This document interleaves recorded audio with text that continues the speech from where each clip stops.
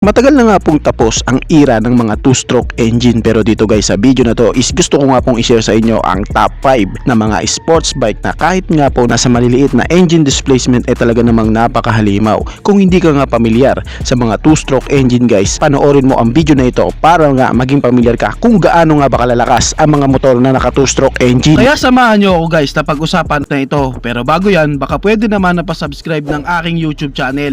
I-click mo na din ang notification bell para maging updated kayo sa mga susunod na i-upload ko.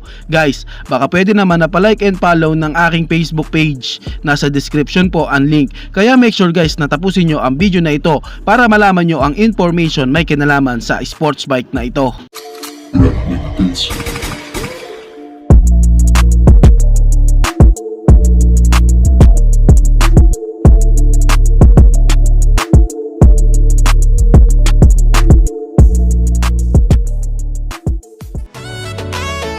Si Suzuki RG 150R. Matagal na nga pong namayagpag sa motorcycle industry ang motor na ito, ang sports bike na ito. Alam nyo ba guys na ang kanyang year model is 1997 to 1999. At ang mga ganitong kategorya na makina ay talaga namang merong malalakas na power output na talaga namang kung ikaw ay baguhan, check na mahihirapan kang gamitin ito dahil talagang napaka-aggressive ng kanyang throttle. Talagang ito ay malakas para sa isang beginner. At ang Suzuki na brand guys is kilala talaga na merong malakas na power performance na nilalabas na mga motor, lalo na nga po sa kanilang sports bike category. Mapa 150cc man yan, basta naka 2-stroke engine guys, talagang maaasahan mo na malakas po talaga ito. Ngayon guys, kung titignan natin ang kanyang physical appearance, makikitaan talaga natin siya guys ng pagka oldie na design. Talagang makikita mo na simple lang ang kanyang headlight, o hindi katulad ng mga sports bike ngayon na mga patulis, and more aerodynamics design sa kanilang body pairings. Makikitaan mo rin guys sa kanyang tail part na talagang pang oldie talaga ang disenyo nito, dahil ang mga sports bike natin sa ngayon is mga patulis na nga ang disenyo nito. Kaya makikita mo talaga sa motor na to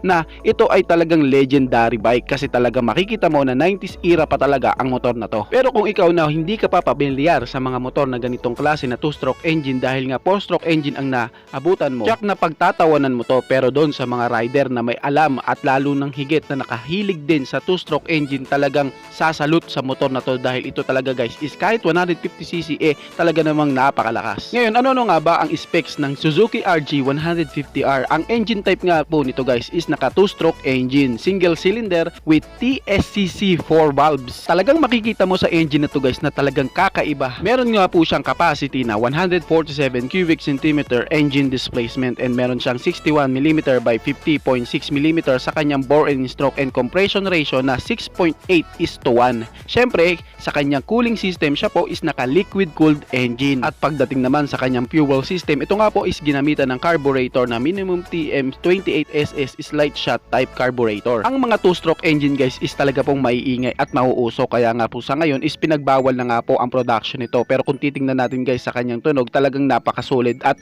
talagang masasabi mo na mamaw ang motor na to.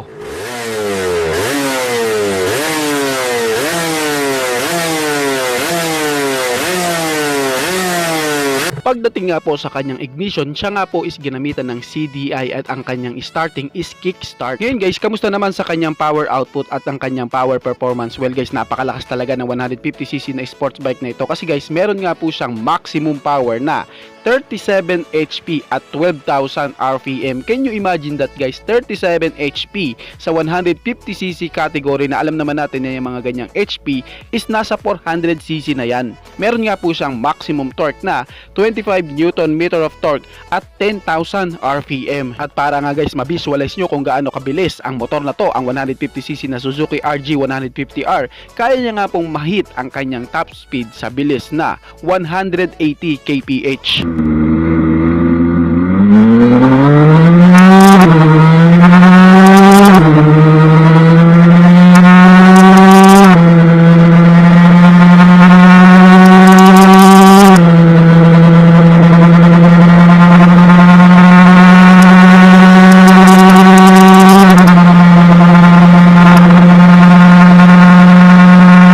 Grabe, talagang napaka-solid ng Suzuki RG150R na 2-stroke engine na ito. Pagdating naman guys sa kanyang clutch, siya nga po is ginamitan ng wet multiplate at ang kanyang transmission is 6-speed close ratio. Meron nga po siyang gear ratio na first gear is 2.636, second gear is 1.857, and ang third gear is 1.333, and ang kanyang fourth gear is 1.095, ang kanyang fifth gear is 0.916, and ang kanyang sixth gear is 0.833. Pagdating naman guys sa kanyang frame type, ginamitan nga po ito ng box cut steel perimeter frame. Meron siyang rake na 25 degree and ang kanyang trail is 94 mm or 3.7 inches. Ngayon guys, pag-usapan naman natin ang kanyang mga suspension. Sa kanya nga pong front suspension, ginamitan nga po ito ng telescopic fork free load adjustable, at ang kanyang rear suspension is naka banana shaped swing arm monoshock. Pagdating naman sa kanyang braking system, sa kanya nga pong front brake, ginamitan ito ng single disc brake 300 mm disc, 4 piston caliper, at ang kanyang rear brake is ginamitan din ng single 210 mm disc, 2 piston caliper. Syempre guys, sa ganyang kabilis na motor, kailangan din talaga ng malakas na stopping power. At pagdating naman guys sa kanyang wheels, ginamitan nga po ito ng tri-spoke Enkei mag type, at ang kanyang front tire na sukat is may sukat nga po na 90 by 90 by 17, at ang kanyang rear tire is may sukat nga po na 110 by 90 by 17. Ngayon guys, pag-usapan naman natin ang kanyang mga dimensions. 1996 mm or 78.6 inches ang kanyang length, at ang kanyang width is meron nga pong 664 mm or 26.1 inches, at ang kanyang height is meron nga pong 1148 mm or 45.2 inches, at ang kanyang ground clearance guys is may sukat nga po na 133 mm or 5.2 inches, at ang kanyang seat height is may sukat nga po na 780 mm or 30.7 inches, at pagdating naman guys sa kanyang dry weight, meron nga po itong bigat na 128 kg. And pagdating naman guys sa kanyang fuel tank capacity, meron nga po itong 14 liters. Wala man pong nabanggit sa kanyang gas consumption, pero asahan natin guys na ang motor na to is malakas po talaga sa gas, kasi ang mga 2-stroke engine guys is malalakas po talaga lumamon ng gas. Tapos na nga po ang era ng mga 2-stroke engine, pero sa ngayon nga guys is meron pa rin naman kahit papano ng 2-stroke engine, at ngayon nga guys ang mga ibang rider na mga baguhan is pinagtatawalan nga po ang ilan na mga nahihilig sa 2-stroke, kasi hindi sila naniniwala na talagang kaya ng 2-stroke engine na maabot ang mga ganitong top speed. Iniisip pa nga nila na fake news nga lang daw yun. Pero syempre, anong magagawa natin guys, no? Syempre, yan naman kasi is sa kanilang pananaw lang, kaya hayaan na lang natin at pagtawanan nila ang mga 2-stroke engine, tapos pag nakasabay nila sa kalsada, hayaan mo naman na yung 2-stroke engine ang tumawa sa kanila. Isa na naman pong legendary bike ang ating nalaman, si Suzuki RG150R. Kawasaki Ninja ZX150 KRR. Bago pa lumabas ang 4-stroke engine, 2-stroke engine talaga ang naghari, at isa na nga sa tinaguri ang legendary o king ang motor na ito. Ang Kawasaki Ninja ZX150cc KRR nga guys is kargada po ng 148 cubic centimeter engine displacement, naka single cylinder carburetor type ang kanyang fuel system, and naka liquid cooled, at ito nga guys is naka 2-stroke engine na ginamitan ng reed valve. Ito nga guys is talaga namang napaka powerful, kasi sa kanyang power output and torque talagang masasabi mong hindi ito pang 150cc displacement na katulad ng 4-stroke engine. Ito nga is merong maximum power na 30 HP at 10,500 RPM, at meron naman siyang maximum torque na 21.6 Newton meter of torque at 9,000 RPM. Can you imagine kung gaano kalakas? Halimaw yan, mas malakas pa nga siya sa mga power output ng 200cc engine displacement like RS200 and NS200. At para ma-visualize nyo kung gaano kabilis ang 150cc na ito, kaya niya ngang mahit ang kanyang top speed sa bilis na 180 kph.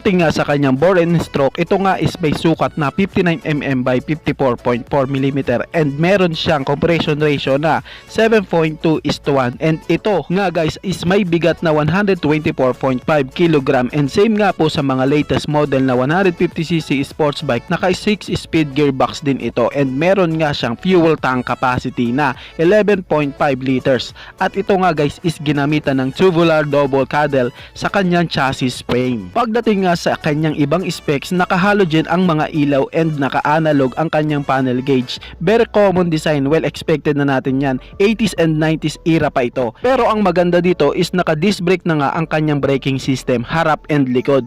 And pagdating naman sa sukat ng kanyang mga gulong, meron siyang 90 by 90 by 70 na sukat sa unahan at meron namang 100 by 80 by 70 naman sa likuran. Pagdating naman sa kanyang seat height, meron nga itong sukat na 780mm and meron siyang 131mm sa kanyang ground clearance. At ang kanya nga pong wheelbase is may sukat na 1300mm. Pagdating naman sa kanyang suspension guys, is naka-telescopic fork nga po ang kanyang suspension sa unahan at naka-only track monoshock naman ang kanyang suspension sa likuran. Kaya makakaasa ka na may magandang play ang motorcycle na ito sa kanyang suspension. Simple tignan pero halimaw sa galawan. Sa totoo lang guys, ang 150cc na motor na ito na ating pinag-uusapan is nakikipagsabayan na po ito sa mga motor na 400cc. Pero syempre, may konting pagbabago na yon. Pero kung itatapat mo ang 150cc na ito sa mga 150cc sports bike natin sa ngayon, masasabi ko talaga dyan na guys, mangingibabaw talaga si KRR 150cc. Talagang sisibakin niya ang mga 150cc sports bike natin ngayon dito na naka 4-stroke engine. Well, syempre, iba naman kasi ang hanay ng 2-stroke engine tsaka sa 4-stroke engine. Sa mga matatagal na nasa hilig ang pagmumotor, tsak nasasang-ayon kayo sa sasabihin ko na basta 2-stroke engine halimaw talaga. Pero ito lang ang downside sa mga 2-stroke engine kasi malakas talaga sa gas. Tulad nga ng isang kasabihan, more power, more gas. Sa ngayon guys, is wala na nga po ang era ng 2-stroke engine. Pero sa mga meron pang gantong motor, ngayon talagang mapapasabi ka na lang ng sana all. sa ngayon guys, 4-stroke engine na nga po ang available. Siyempre, nag-i-improve naman na talaga ang mga bawat bagay. Siyempre, kung titignan, mas maganda naman na talaga ang 4-stroke engine. Tipid sa gas, di mausok, di maingay, hindi makalansing, and siyempre, may mga naglabasa na din na FI. Ganun pa man, sa ngayon meron pa naman kahit konti na gantong mga motor na talagang matuturing na legend. Na wala man sila sa era natin sa ngayon is nag-iwan naman sila ng mga alaala at mga karanasan sa mga rider na nakagamit o nagkaroon ng mga gantong motor na mga alaala na ang sarap pagkwentuhan. At tulad nga ng motor na napag-usapan natin ngayon, di ba ang sarap sa piling na pag-usapan ang mga gantong motor na kung ikaw na di ka pamilyar nagkakaroon ka ng idea na meron palang gantong motor na naghari noon, ang Kawasaki ZX 150 KR. Honda NSR 150cc SP. Ang Honda NSR 150cc nga guys is kargada po ng 149 cubic centimeter engine displacement, naka single cylinder, and syempre naka 2-stroke engine na ginagamitan ng reed valve. Siya nga po is naka carburetor type sa kanyang fuel system, and siya po is naka liquid cooled engine. At pagdating naman sa kanyang ignition, siya po is naka electric CDI at meron siyang sukat na 59mm by 54.5mm sa kanyang bore and stroke, and may sukat na 6.5:1 sa kanyang compression ratio para nga po doon sa version na RR version. 6.8:1 naman ang compression para naman doon sa RRW version. Ngayon, kamusta naman sa kanyang power output? Well guys, ito nga po is merong maximum power na 39.5 HP at 10,000 RPM. Grabe ang lakas ng 150cc na ito. Si KR 150cc is meron lamang pong 30 HP. Syempre malakas na rin yung 30 HP. Tapos ito is merong 39.5 HP. Doon palang panalo na eh. Makikita mo talaga na di rin talaga biro ang 150cc na 2-stroke na motor na ito. Alam nyo ba na sa loob lamang po ng 4.7 seconds, kaya niyang maabot ang 0 to 60 kph, and sa loob lamang po ng 5 seconds, kaya niya namang maabot ang 0 to 100 kph. Talagang mabilis na yan guys. Di biro na performance ng bike. At para nga po ma-visualize nyo kung gaano siya kabilis, kaya niya nga pong mahit ang kanyang top speed sa bilis na 200 kph.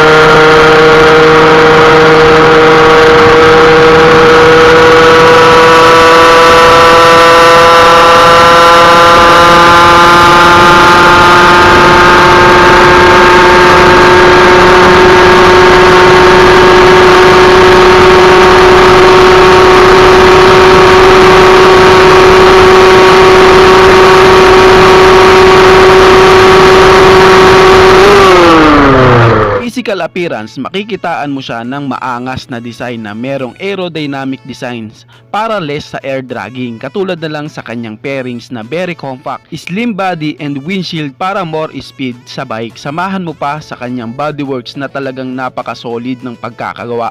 Ultimo, kaliit-liit ang design, pulido talaga. May haba nga po siya na 1,970mm at may lapad na 685mm at may taas na 1,060mm. Meron nga po siyang fuel tank capacity guys na 10.5 liters. Ngayon wala mang binanggit sa kanyang fuel consumption, pero asahan na natin guys na malakas agas ang motor na ito. Syempre 2-stroke yan eh. Pagdating guys sa kanyang transmission gearing, ito nga po is may 6-speed gearbox and clutch na wet multiplate with coil spring. May bigat nga po siya na 122.4 kg at meron siyang wheelbase na 1,355mm at 685mm naman sa kanyang seat height. Ngayon, pag-usapan naman natin ang kanyang mga suspension. Sa unahan, ito nga po is ginamitan ng telescopic oil-filled damper at sa likuran naman is ginamitan ng Monoshock Pro Link para sa version na RR and RRW, and Monoshock Pro Arm naman para sa SP version. Pagdating naman sa kanyang braking system, sa unahan nga ito nga po is merong 298mm disc, 2-piston caliper at sa likuran naman is merong single 220mm disc, 2-piston caliper.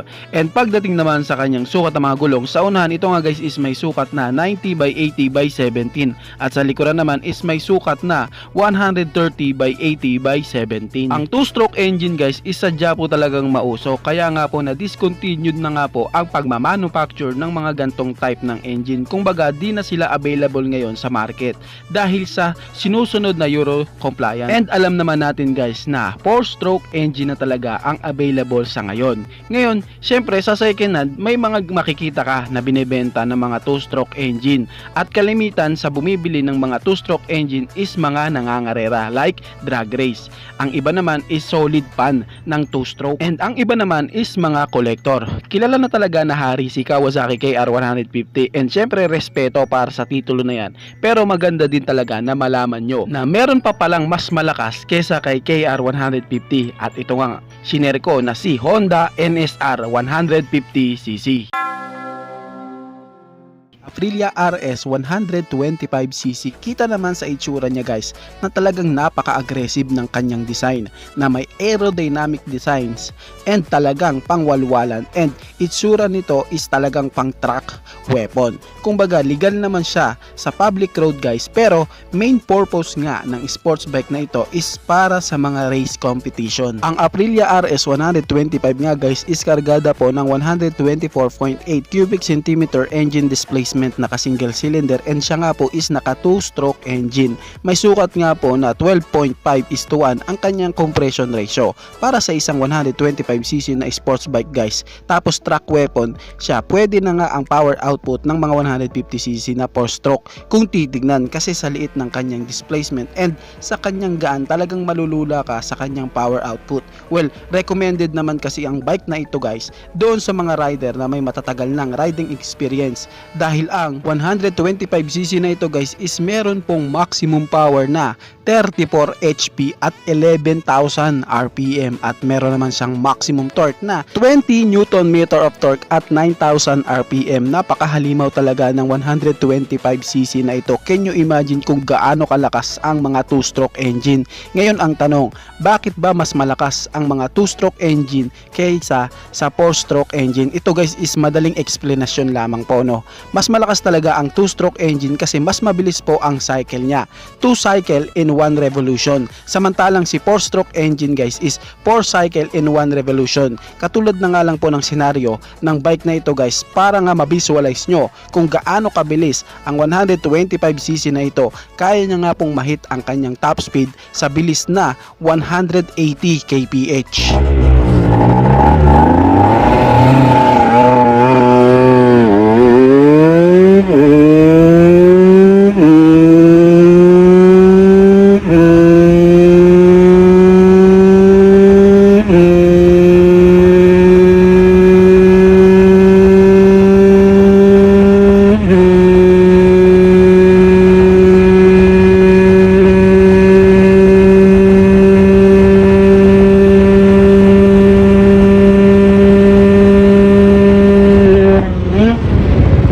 Guys, hindi po ito 4-speed gearbox lang like ng mga 125cc ngayon. Kasi guys, naka 6-speed gearbox ito. Then 2-stroke engine siya. Kaya walwal talaga at malakas talaga sa duluhan kumpara kay 4-stroke engine. Malakas sa hatak.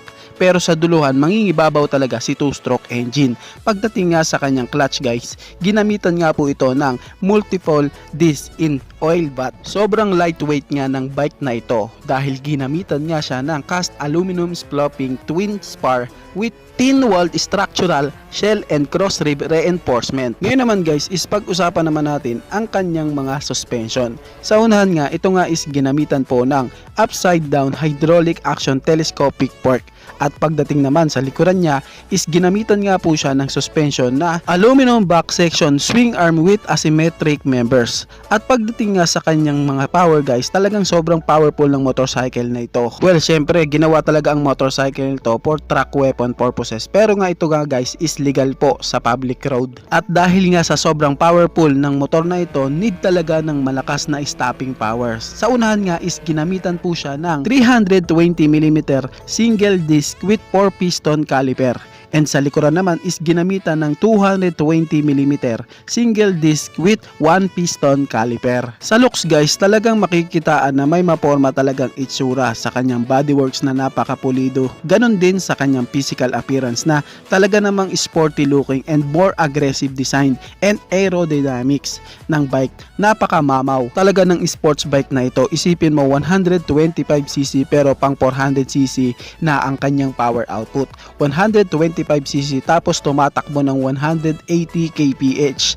Tapos 125cc tapos may malakas na makina. May mapormang physical appearance na talagang sporty looking and more aggressive talaga siya. Sa ngayon nga guys is meron na din namang version na 4-stroke engine si Aprilia RS 125cc na malayong malayo po ang performance kay Aprilia RS 125cc 2-stroke engine. Ganon pa man, sobrang solid pa din na malaman na may mga ganitong motor na naghari nung 90s era. Kaya talagang tatatak na ito sa history at sa mundo ng motorcycle industry. At katulad nga ng ating napag-usapan, wala na ngang available sa market na 2-stroke engine. Makakabili ka na lang ng second hand. Pero kung ikaw na may 2-stroke engine na motor, i-keep mo yan kasi legendary bike yan. Nakintuwa na malaman na may 125cc na 2-stroke engine si Aprilia na naghari at ito nga si Aprilia RS 125cc 2-stroke engine. Kagiba Mito 125cc. Well, malamang na di talaga tayo o ngayon lang natin nalaman ang about sa bike na ito. Pero kung ikaw na matagal mo nang alam ang about sa bike na ito, sure ako na isa kang OG at matagal ka ng fan ng mga motor na 2-stroke engine. Napakahalimaw talaga ng sports bike na ito na kahit nga po 125cc lang siya, pang 200cc naman ang kanyang performance. Sa katunayan, legal bike naman siya para gamitin sa public road. Pero ang pinaka main reason nga bakit ginawa ang bike na ito is para nga sa mga race competition dahil ang sports bike na ito is doon talaga nakadesign. Ang Kagiba Mito 125cc nga guys is kargada po ng 125.6 cubic centimeter engine displacement, naka single cylinder and naka 2-stroke engine. Well, alam na this, mamaw na motor talaga kasi nga 2-stroke engine Ito pa guys is ginamitan pa ng electric variable reed valve kaya makakaasa ka na talagang malakas ang power output nito lalo na sa duluhan. Kung titingnan ang looks ng motor na ito, alam kong sasabihin mo na meron siyang kahawig, and yes po, same na same talaga sila ng itsura ni Ducati 748R ni Ducati. Mapa-pairings design sa headlight na ang amo tingnan pero mamaw ang performance. Ang sports bike nga na ito guys is kahit 125cc lang ang displacement, di talaga basta-basta. Not to mention na lang guys kung ano ba ang mga motor na kayang-kayang sibakin nito sa mga 4-stroke engine, kasi baka may iba sa ating manonood na magalit at sabihing mema lang ako kasi 125cc daw to. Well, 2-stroke guys, if alam mo ang engine na 2-stroke, gets mo na mamaw talaga ang motor na ito. May sukat nga na 56 by 50.6mm ang kanyang bore and stroke at meron siyang compression ratio na 6.3:1. Ito nga guys is naka liquid cooled engine. Ito ang malupit dito guys kasi nga kahit 125cc lang siya, mamaw naman talaga ang kanyang power output kasi meron nga siyang maximum power na 34 HP at 12,000 RPM. At meron naman siyang maximum torque na 23 Newton meter of torque at 11,000 RPM. Grabe, hindi na pang 125cc ang power output na ito. Halos kalibel na nga niya ang mga 400cc ang power output na ito. Mamaw na mamaw talaga, at para nga mabisualize nyo kung gaano kalakas ang 125cc na ito, kaya niya lang namang mahit ang kanyang top speed sa bilis na 170 kph.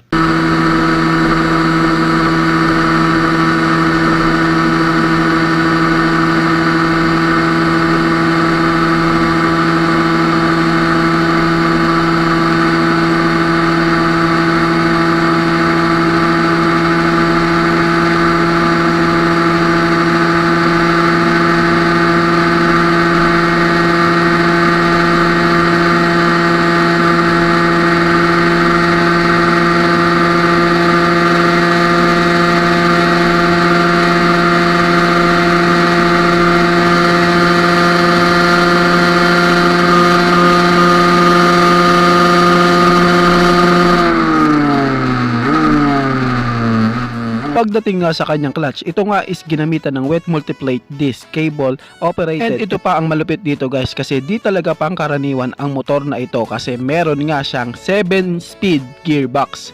Kaya talagang sobrang sulit ng motor na ito, lalo na sa duluhan, tapos 2-stroke engine pa siya, kaya talagang grabe ang performance nito.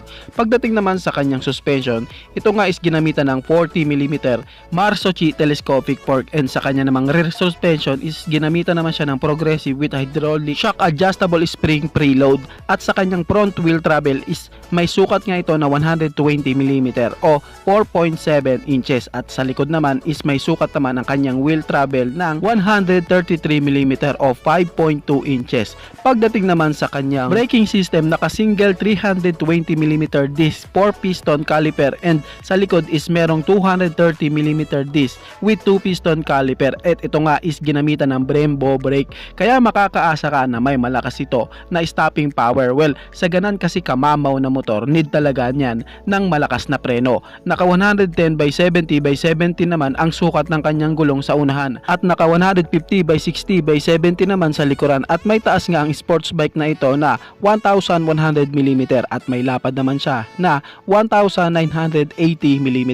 Pagdating naman sa kanyang wheelbase, may sukat nga ito na 1,375mm, at may ground clearance na 150mm. Saktong-sakto lang ang kanyang seat height guys, kasi may sukat nga ito na 760mm, and meron itong dry weight na 129kg. Ang 125cc na sports bike na ito guys is talagang grabe lang ang masasabi mo. Well, if nahihinaan ka sa 170 kph na top speed, kasi nga kaya ng motor mo ang top speed na yan, well, anong displacement ba yung motor mo? And take note guys ha, accurate ang speedometer ng mga unang motor, lalo na tong mga 2-stroke engine. Para sa isang 125cc na motor, sure ako na talagang nakakagulat ang performance na ito. Hindi na ito pang 125cc sa totoo lang, pero nakakalungkot nga lang na di na ito naging available sa ating bansa, at talaga namang naghari siya sa European country. Pero ganun pa man, masasabi kong isang legend ang bike na ito. Isipin mo, mas malakas pa ang power output niya kumpara kay Kawasaki KRR 150 na merong 30 HP. Kaya talagang masasabing mga legendary bike talaga ang mga 2-stroke. Yung tipong kung ngayon ka lang nahihilig sa motor, yung akala mong 19 HP na horsepower para sa motor na 150cc displacement, lakas na lakas ka na, walang-wala pala yan sa mga una at haring mga legendary bike. Well, kahit titignan naman talaga guys, no, sa kanyang tunog pa lang,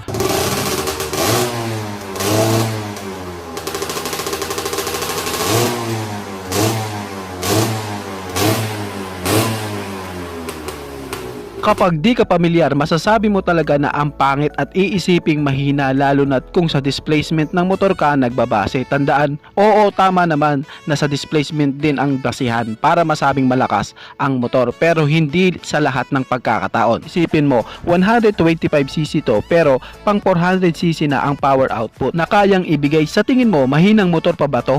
Pero ganun pa man, tapos na ang era ng mga 2-stroke engine. Ika nga napalitan na sila ng mga 4-stroke engine, pero ganun pa man, kahit wala na sila sa era natin sa ngayon, hindi naman mawawala yung mga karanasan at mga napatunayan ng mga malalakas at powerful na motor na ito. Katulad na lang ng ating napag-usapan na si Kagiba Mito 125cc. Sa tingin ko guys is dito ko na lamang po tatapusin ang ating vlog.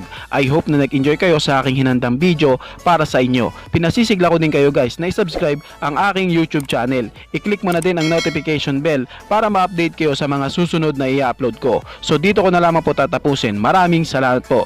Ichi Boy. Thank you!